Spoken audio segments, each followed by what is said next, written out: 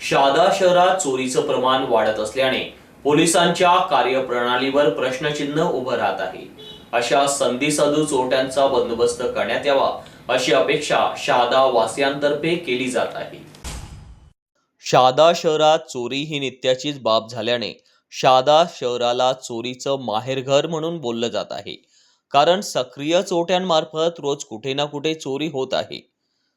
सध्या तर चोरट्यांनी घरफोड्या, दुकाने यांच्याकडे पाठ फिरवून आता आपला मोर्चा देव देवतांच्या मंदिरांकडे वळवला आहे. त्यामुळे शहादा शहरातील काही मंदिरांमध्ये चोरी होत असल्याचं उघड होत आहे. चोरट्यांनी दिवसेंदिवस आपली दहशत कायम करत असल्याने सगळ्यांमध्ये भीतीचं वातावरण निर्माण झालंय. काल देखील शहरातील वृंदावन नगर मधील श्री स्वामी समर्थ मंदिरात चोरट्यांनी चोरी केल्याचं समोर आलं. मंदिराच्या दरवाजाचे कुलूप तोडून मंदिरामधील दानपेटीमधून पैसे लंपास केले. चोरट्यांनी तर दानपेटीचे व दरवाजाचे कुलूप मंदिरामधील पाणी भरलेल्या गंगाजळामध्ये टाकून दिल्याचे दिसून आले.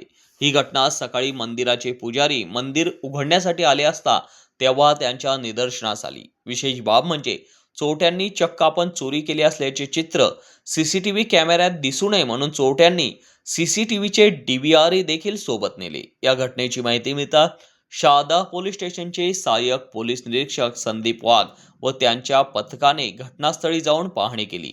प्रतिनिधी गणेश बागुल.